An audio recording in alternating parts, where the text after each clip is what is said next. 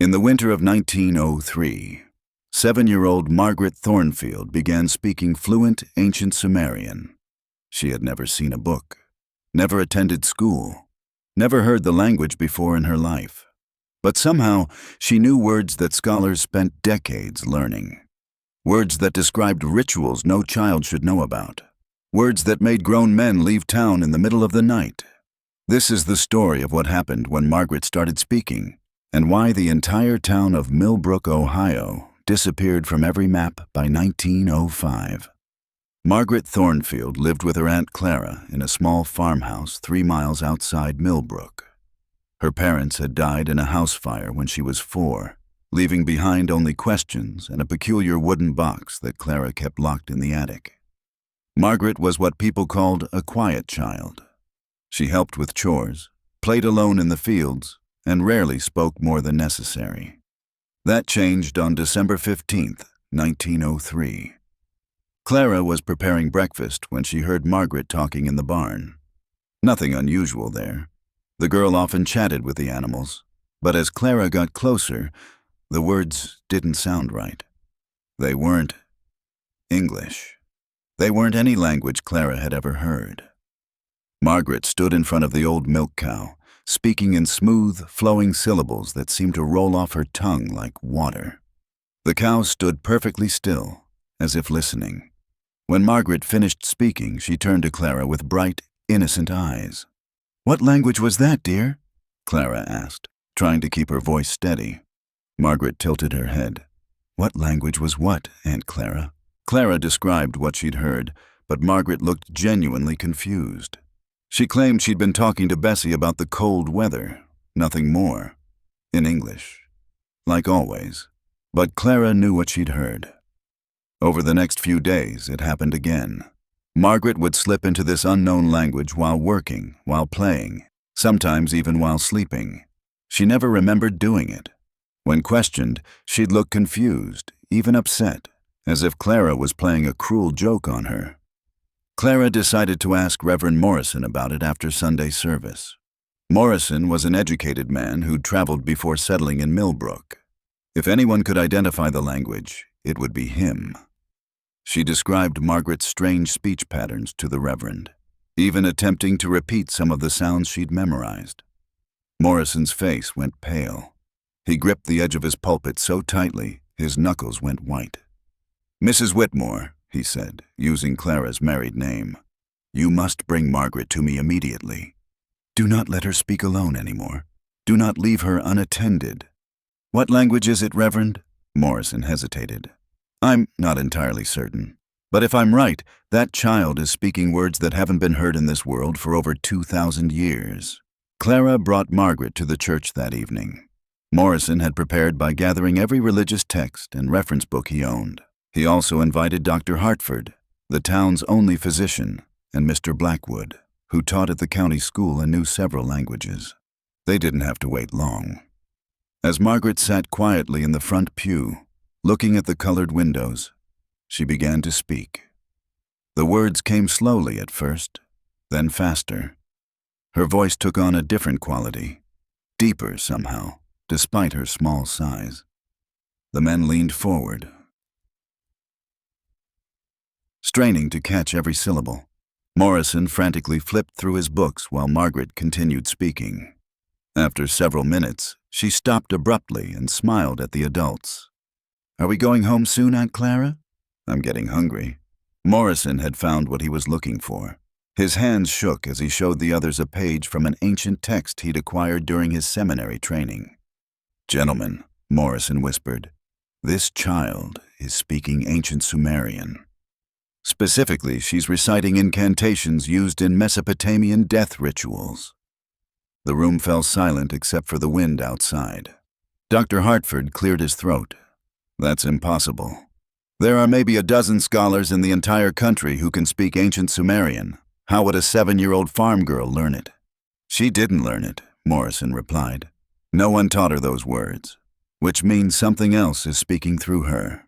If you're fascinated by unexplained mysteries like Margaret's story, you'll want to subscribe for more haunting tales that challenge everything we think we know about reality.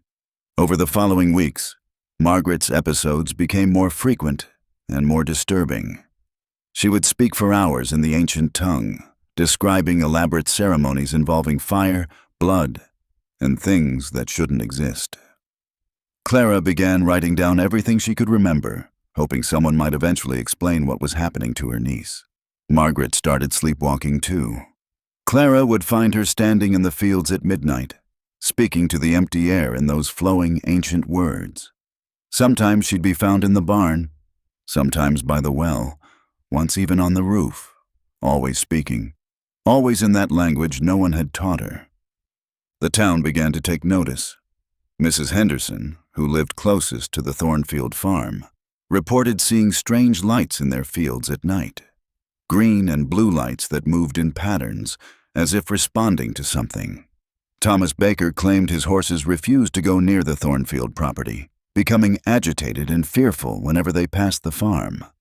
Most disturbing of all, other children started acting strangely around Margaret. During her rare visits to town, Margaret would play normally with the local children, but parents began noticing that their kids would come home speaking nonsense words, mimicking the strange sounds they'd heard Margaret make. Unlike Margaret, these children remembered everything. They would repeat the words over and over until their parents forbade them from playing with the Thornfield girl. Dr. Hartford examined Margaret multiple times, finding nothing physically wrong with her. Her pupils responded normally to light. Her reflexes were fine. Her temperature remained normal even during the most intense speaking episodes. Whatever was happening to Margaret wasn't medical, at least not in any way Dr. Hartford understood. Reverend Morrison took a different approach. He began researching the history of the land where Margaret lived. What he discovered made him wish he'd never started looking. The Thornfield farm sat on ground that had been considered cursed by local Native American tribes for generations before white settlers arrived. They called it the place where the dead speak, and avoided it entirely. The first 3 families who tried to farm that land had all suffered tragedies, mysterious deaths, disappearances, and reports of voices speaking in unknown tongues. Margaret's father had bought the property cheap because of its reputation. He dismissed the stories as superstition. The house fire that killed Margaret's parents had started in the middle of the night with no apparent cause. Neighbors reported seeing Margaret, then only 4 years old, standing in the front yard speaking calmly to herself, while her home burned behind her. Morrison shared his research with Clara, begging her to leave the farm. But Clara had nowhere else to go, and Margaret seemed happy there despite everything. She played, ate well, and showed no signs of distress except during the speaking episodes, which she never remembered. That changed in March of 1904. Margaret began remembering. She would wake up from speaking episodes confused and frightened, asking Clara why she had been saying such strange things. She described dreams of standing in vast stone temples, surrounded by robed figures who taught her words in a language that felt familiar even though she'd never heard it before. "They tell me I'm supposed to remember something important," Margaret told Clara one morning after a particularly intense episode. "Something about a door that's supposed to open. But I don't know what door they mean, Aunt Clara, and I'm scared because the dreams feel more real than being awake." Clara decided they had to leave the farm. She began making arrangements to sell the property and move to her sister's house in Columbus. But on the night before they planned to leave, Margaret disappeared. Clara woke to find Margaret's bed empty and the front door standing wide open. She searched the house, the barn, and the immediate property, calling Margaret's name into the darkness. No response. Then she heard the voice. It was coming from the old root cellar behind the house, a place Clara had kept locked since moving to the farm. The voice was Margaret's, but it carried a weight and authority that made Clara's skin crawl. Margaret was speaking in the ancient language, but now Clara could somehow understand every word. Margaret was welcoming someone home. Clara approached the root cellar on shaking legs. The heavy wooden door, which had been securely locked, now stood open. Pale light flickered from within, though Clara had no idea what could be producing it. She could see Margaret standing in the center of the cellar, her arms raised above her head, speaking continuously in that flowing ancient tongue. Around her, The air itself seemed to shimmer and move, as if something invisible was responding to her words. As Clara watched, Margaret's voice began to change. It deepened, taking on harmonics that no human throat should be able to produce. Other voices began to join in, though Clara could see no one else in the cellar. The voices came from everywhere and nowhere, speaking in unison with Margaret. Clara realized that whatever had been building toward this moment since December was finally happening. Margaret wasn't just speaking an ancient language. She was completing something, a ritual, a summoning, a doorway.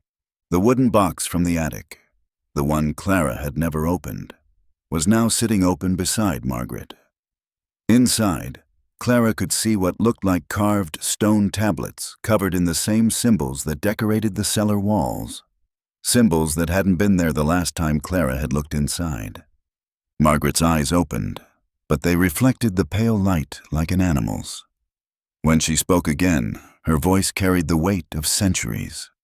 "The door is ready," Margaret said, though her lips didn't match the words Clara heard.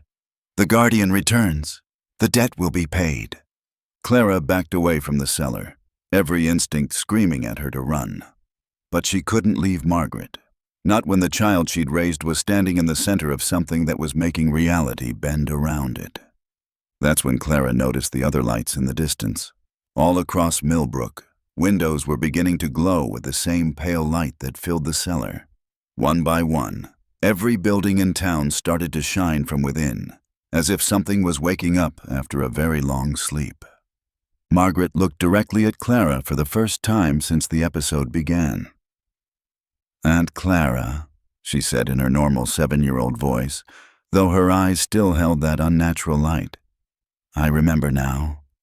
I remember everything. And I know why my parents really died." But just as Margaret opened her mouth to explain, something began emerging from the shadows behind her, something that made the air itself seem to scream.